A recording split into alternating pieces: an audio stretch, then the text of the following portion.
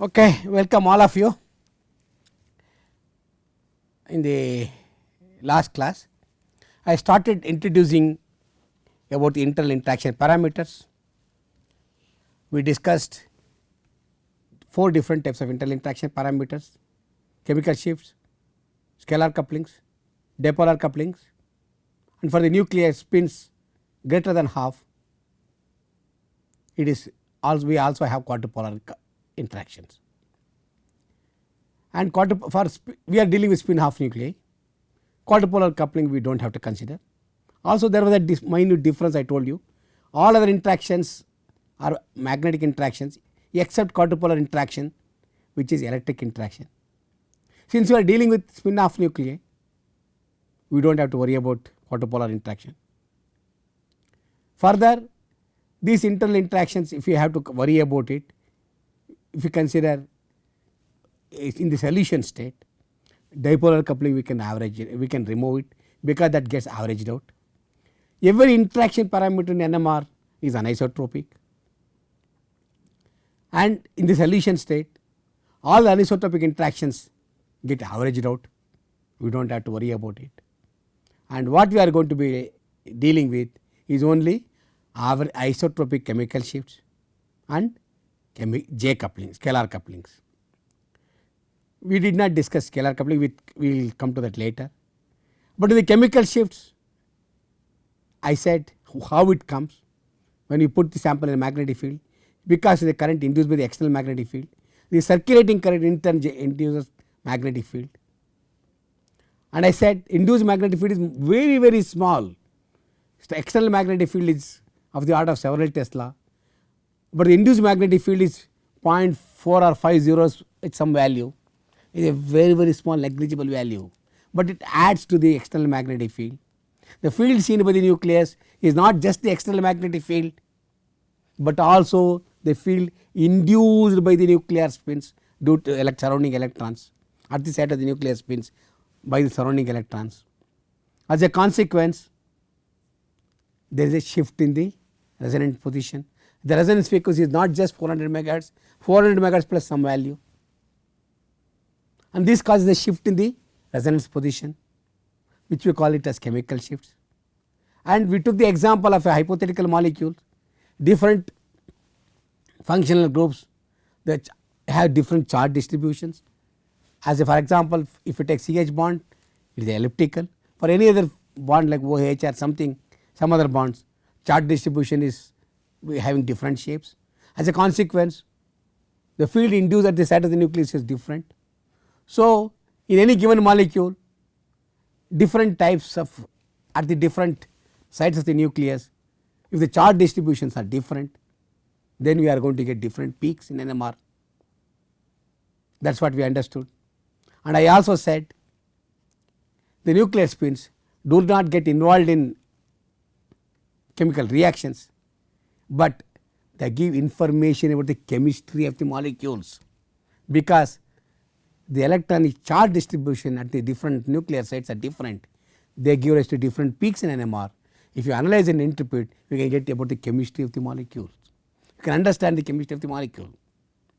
So this is a very important thing. So this is what we understood. Today we will try to go further and see how different electron densities affect the chemical shifts. That is what we will discuss today. For example, I consider a methyl group, methane group, CH group. Let us see how the electron density will be there at the site of the nucleus. Methane group has a single proton, only one proton. Hypothetically, we have written the charge distribution at the site is like this, and effective field seen by the nucleus is more than the static magnetic field. So B effect is more than B naught, it is not same, because shielded by one of the protons, electrons surrounding that. Go to methyl group, there are 3 protons, electron density due to 3 equivalent protons there, that is much different now. The effective field seen by the nucleus is more than the static field here, B effective is more than B naught. But remember, I am considering CH proton here and CH3 proton here. Methyl group has 3 protons, CH3. So, each of them has different effective fields. Effective field for CH proton is different more than that of B naught. Effective field of methyl proton B effective is more than that of B naught. But between these two, B effective of the methyl is more than B naught of B effective of methane. Why? Because these are 3 protons, B methane group has only B effective has only one due to one proton. So, B effective of the methyl proton is more than the B effective of the methane protons. So, but that means methyl protons are more shielded than methane protons. Understand the concept. If I consider the methane proton, it is shielded, more shielded than B naught. Methyl proton is more shielded than B naught. Effective field between these two are different, but compare when you compare methane proton with the methyl protons are more shielded than methane proton, because B effective of methyl is more than that of the methane protons. So, as a consequence, effective field seen by the methyl proton is more than the methane proton. That means, it is more shielded. The field seen by this nucleus is much more. So, as a consequence, CH3 protons resonate at higher field than CH proton. Because of 3 protons, shielding is more, it comes at higher field. So, shielding also depends upon number of equivalent protons. Now, consider the example, instead of only this and this, methane and methyl, we also bring in CH2 proton, methyl, methane and CH2 also, all the 3. Now, the charge sensitivity at the site is different here. This is only one proton, we have written charge distribution some shape. Here for 2 protons it is slightly different, but more than this. Here for 3 protons it is different, but more than this and this. So, that means this is more shielded than this is more shielded than this, and this is more shielded than these two. As a consequence, CH3 protons is more shielded, comes at a high field region. If I consider the magnetic field direction, B naught field is plus induced field is more for this. B naught plus induced field of CH2 is here, it is less than this, but more than this. If you come to CH, it is less compared to this and this.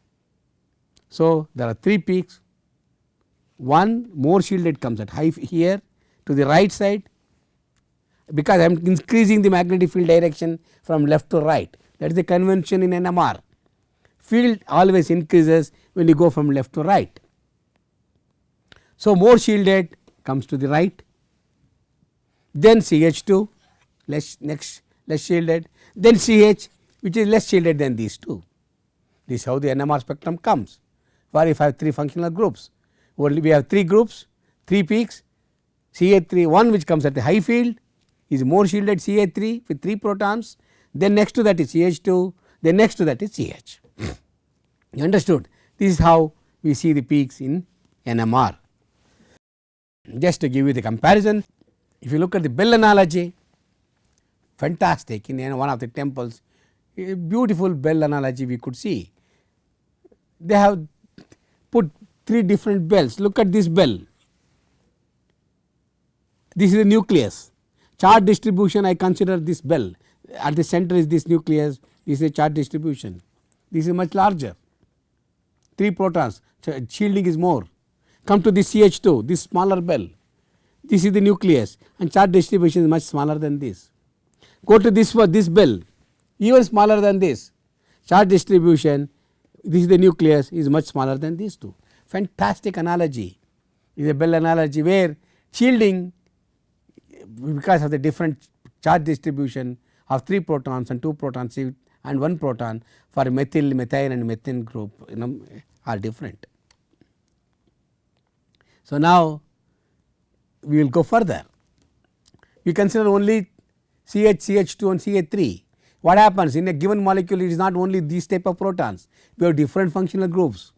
It could be OH, it could be OCH3, it could be CH3, does not matter. So, we saw that CH3 we saw it comes on the high field. Let us consider a methoxy group. For CH3 add a oxygen group, it becomes methoxy. Now oxygen you see is an electron withdrawing group, it is an electronegative group. So, it de-shields the CH3 to some extent. Instead of coming here, it comes to the left side. From high field it moves to the low field side. I said low field to high field, you go from left to right.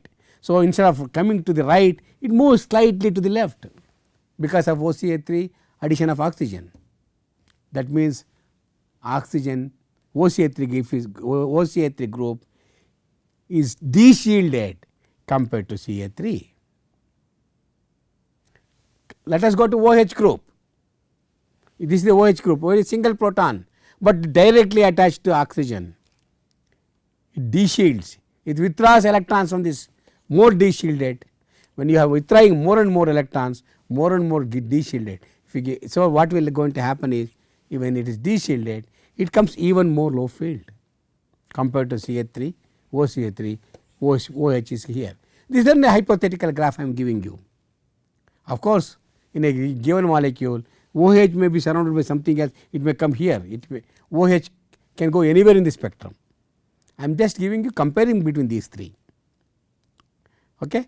When compared to OCH3 and CH3, OH is coming to the downfield, that is low field, that is what I am telling you, that is the concept I wanted to tell you. Okay. With this, I will introduce a term called chemical equivalence, because in a given molecule you may have a symmetry. Because of symmetry there will be chemical equivalence. When you have chemical equivalence, you will not get number of peaks. Chemical equivalence brings, and because of this symmetry, brings down the number of observable peaks in the NMR spectrum. Number of peaks gets reduced. Look at this one, all chemically equivalent nuclei which are interchangeable symmetry operations, they have the same chemical shifts. But I have not introduced the coupling, but I will introduce later. But the coupling to all other spins, that means the interaction of this to other spins could be different. Coupling may be same, but the chemical environment will be same. Coupling to may be different, but the chemical environment will be same. They are called chemically equivalent spins.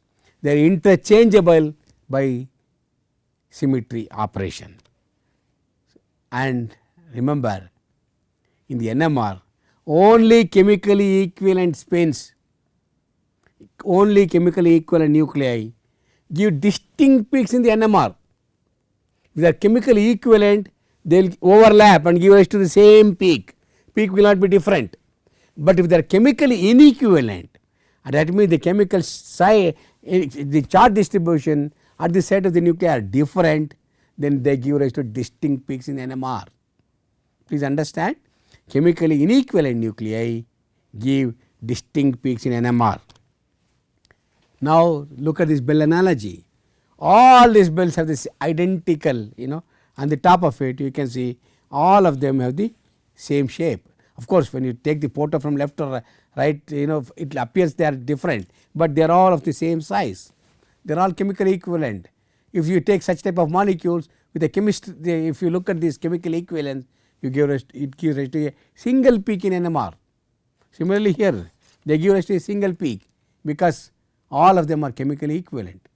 So, remember, only chemically inequivalent spins gives rise to distinct peaks in NMR. All right. Let us consider the molecule like this. What about this molecule? It is difluoroethylene. Is there a symmetry for this molecule? If I write the symmetry axis, there is a symmetry axis like this. What does it mean? Two fluorines are chemically equivalent, two protons are chemically equivalent. If I see the proton NMR, the proton 2 and 3 are identical, having the same chemical environment, the chemical charge distribution at the site of these two protons are identical. There is no distinction. So, they give rise to a single peak. Although there are two protons, because of the same chemical environment, it gives rise to single peak. Now, if I go to the fluorine NMR, there is also possible to see fluorine resonance. Then this one, this and this 1 and 4 are identical. See, like protons, these fluorines also have same chemical environment. So, if I see fluorine NMR, this and this gives rise to single peak. For this molecule, remember, if I take proton NMR, you get single peak.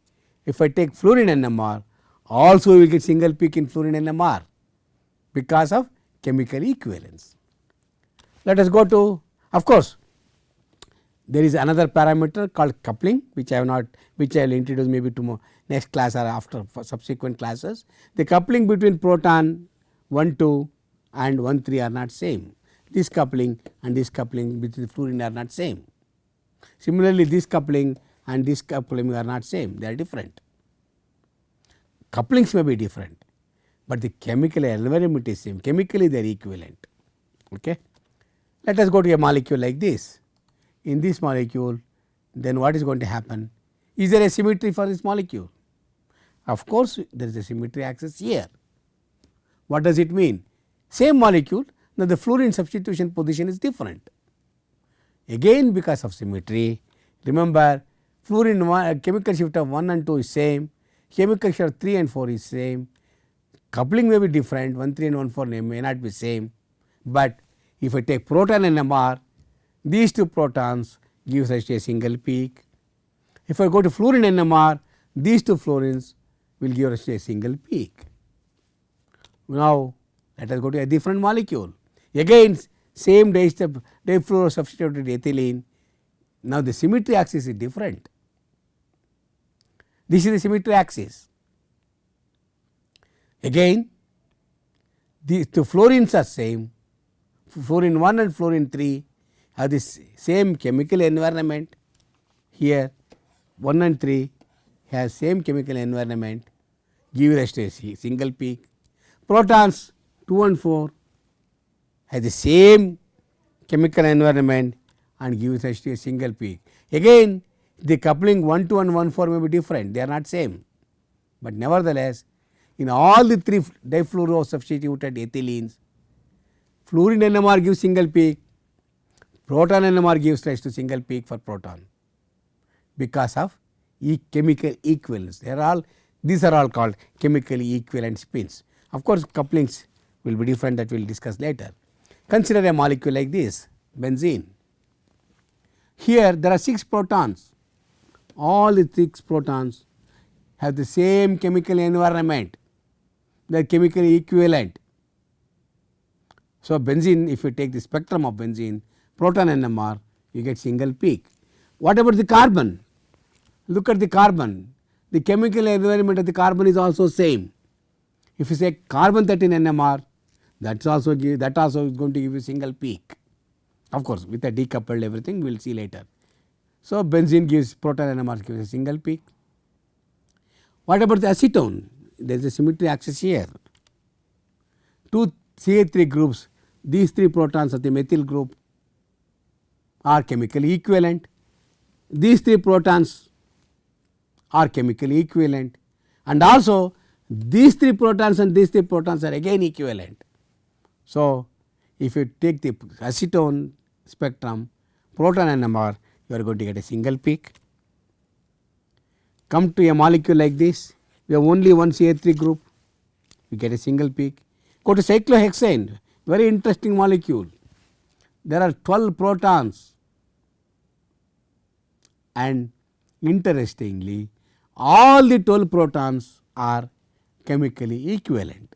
If you take the proton NMR of this, you get single peak.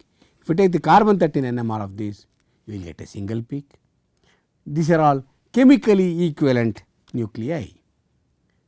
Same if you go further, methyl acetate, these 3 protons and these 3 protons are different.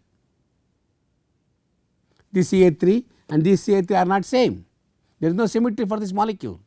Chemically they are inequivalent.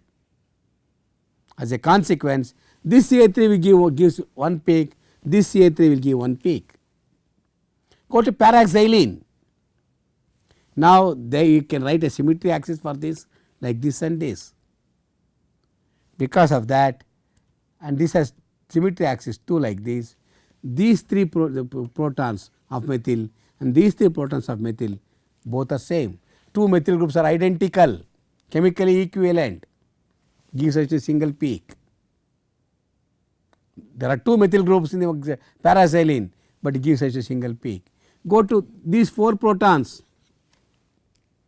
4 protons of the phenyl group here are identical because of the symmetry operation, that gives such a single peak.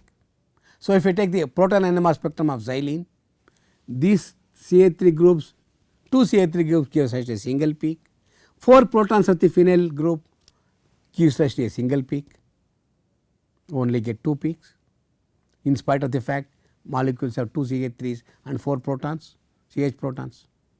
Go to acetaldehyde, this is like this. Acetaldehyde, we have only CH3 proton and CH proton, they are different, there is no symmetry. So, acetaldehyde gives you 2 peaks, one for CH3, one for CH. So, I understood how the chemical equivalence helps in reducing the spectral complexity. More the symmetry in the molecule, more the chemical equivalence, less the number of peaks. Less the number of peaks, complexity of the spectrum is less. This helps you in easy interpretation. So, remember chemical equivalence, if it is there in the molecule, the number of peaks that you are going to see gets drastically reduced. Let us look at this thing. See, most of the time when you are dealing with the organic molecule, invariably many of the molecules all need not be aliphatic, you come across phenyl groups present in the molecules. Let us consider the chemical equivalence in the monosubstituted benzenes. I look for chlorobenzene, monochlorobenzene. Now, where is the symmetry here? There is a symmetry axis. The symmetry axis comes along this. So, as a consequence, these 2 protons are same, they give us to single peak. Worry about the multiplicity of coupling later. These 2 protons are chemically equivalent, gives us to single peak, and this is different. So, there are 3 different types of protons here, chemically inequivalent protons. This is what you are going to see if you look for the monosubstituted benzenes. Let us look for chemical equivalence in symmetrically disubstituted benzenes. Symmetrically disubstituted, it could be ortho substitution, meta substitution and ortho. Go for this para disubstituted benzene symmetrically, there is a symmetry axis here and here. As a consequence, all the 4 protons are chemically equivalent. So, if you take the para disubstituted benzene, symmetrically para disubstituted, proton NMR spectrum, you get a single peak. What about the carbon 13? Of course, that is a different question. These 4 carbons are same, but this carbon and this carbon are different. So, if you take carbon 13 NMR, you get 2 peaks, 1 peak for these 4 carbons and 2 peaks for 1 peak for these 2 carbons. Same way, of course, in the previous example here we have this carbon is different, these 2 carbons are same, these 2 carbons are same, this carbon is same. So, in a mono substituted benzene we have 4 peaks in carbon 13 NMR, 3 peaks in proton NMR. So, now we understood for para disubstituted symmetrically disubstituted benzene we have single peak for proton, of course 2 peaks for carbon. Meta disubstituted symmetrically, this is symmetry axis, these 2 protons are identical because of symmetry, they are chemically equivalent, this is different, this is different. So, how many peaks you get for symmetrically meta disubstituted benzene? We get 3 peaks. Let us look at symmetrically ortho disubstituted benzene. Now, these 2 protons are identical, these two protons are identical, these two give rise to one peak, these two gives rise to one peak. We are going to get two different peaks for symmetrically ortho disubstituted benzenes. Now asymmetrically disubstituted benzene will go same asymmetrically, not previous example of symmetrically disubstituted. If you go to asymmetrically disubstituted, take the example of a molecule like this, one is chlorine, this is bromine, there is no symmetric substitution, they are different. As a consequence, chemical environment at the site of these two protons are different and the chemical environment at these two protons are different. In the previous example, when symmetrically disubstituted para, we get single peak, but here asymmetrically disubstituted, these two protons are same, these two protons are same, we get two peaks, two chemical environments. These two protons are two different chemical environments, these two protons have chemical environments different. So, we get one peak for these two protons and one peak for these two protons. What about asymmetrically disubstituted meta disubstitution?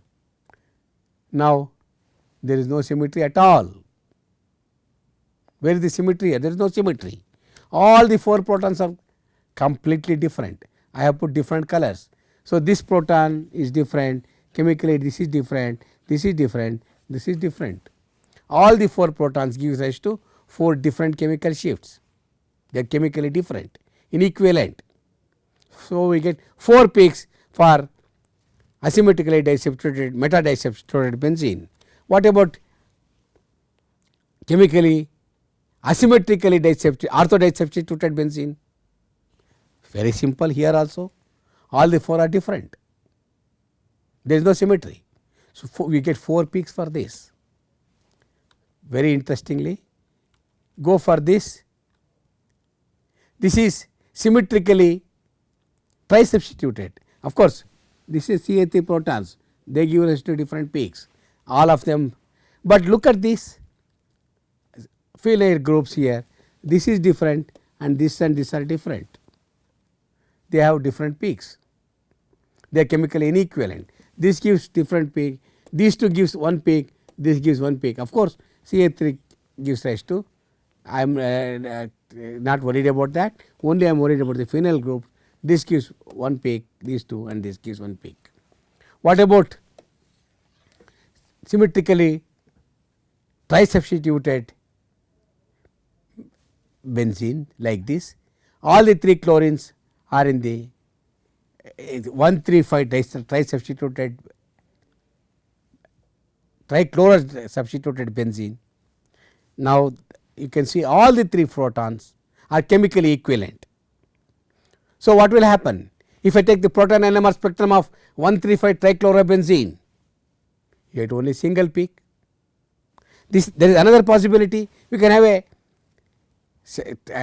trisubstitution with a different substitution like this. There is no symmetry here for this, there is no symmetry. So, as a consequence, we have different peaks. Look at this one, tetrasubstitution, beautiful. You have a symmetry here, okay, these two are same, these two are same, these two protons are same. Look at this one, there is a possibility here, this is also tetrasubstitution, and now there is a symmetry axis here, this and this are same, this and this are same, and this are different now. Look at this one, we have tetrasubstitution, but there is these two protons are identical, and CF3 group, of course, this CF3 and this CF3 are identical. Look at the examples I have given in the phenyl substitution, depending upon the mono substitution, disubstitution, symmetrical asymmetric, trisubstitution, symmetrical asymmetric, tetrasubstitution, we have different chemical environments. So, as a consequence, we understood how many peaks we are going to get in mono substituted benzene, symmetrically disubstituted ortho, meta and para, symmetrically trisubstituted, how many peaks we are going to get. So, this is the beauty of this thing. So, chemical equivalence we understood. and different examples I gave you, because we come across phenyl groups in molecules. We not only we come across aliphatic groups. I took the example of acetone. I took the example of cyclohexane. I took the example of pure benzene without any substitution. All 6 protons are equivalent. So, we understood a lot about chemical equivalence. So, when we discussed with the chemical shifts today, we understood a lot about chemical equivalence. We understood what are the things which are responsible to see chemical how many peaks we are going to get for different chemical equivalence groups. I told you only chemically inequivalent groups gives rise to distinct peaks in NMR. There is a chemical equivalence, they overlap and gives rise to reduced number of peaks. If there are 2 peaks chemically equivalent, which gives rise to single peak. If there are 3 groups which are chemically inequivalent, still all of them will overlap and give rise to single peak. So, we understood what is the chemical equivalence, how the peaks will come, took the number of examples of this thing. So, we discussed lot about chemical shifts and how the chemical shift arises, how the chemical different functional groups are responsible for it. We took the example of methyl group CH3CH2CH. CH3 is more shielded than CH2. CH3 is more shielded than CH group. Then as a consequence we saw CH3 comes at high field, then CH2, then CH. Instead of CH3, if you put OCH3 and OH, OCH3 is less shielded than CH3. CH3 comes at high field region, then OCH3, then OH. So, lots of examples we took. So, summary is we understood today the chemical equivalence, how many peaks we get when there is chemical equivalence in a molecule, when it is shielded or deshielded, where the peaks come. Took the number of example of CH3, CH2, CH, OCH3, OH, NH, etc. All these groups depending upon whether it is shielded or deshielded, depending upon number of protons which are present, whether there is a symmetry is there in the molecule or not, the number of peaks we are going to get and where it comes, whether it is shielded or deshielded matters. This is what we understood. So, I am going to stop here today. So, we have understood lot about chemical equivalence, number of peaks we are going to see based on the chemical equivalence, and shielding, how many peaks we get, where it is shielded, whether it moves to the high field or low field, that is what we understood. So, with this we will stop here today. We continue further about chemical shifts, the reasons for this, how we get and everything based on the symmetry operations, how many chemical shifts are there, how many chemically equivalent groups are there, everything. We will continue further and understood the factors that affect the chemical shifts. We will discuss that in the next class. So, I am going to stop here today. Thank you very much. I hope I have given a lot of information about chemical shifts already. So, we will continue further and discuss a lot of things in the next class. So, thank you very much.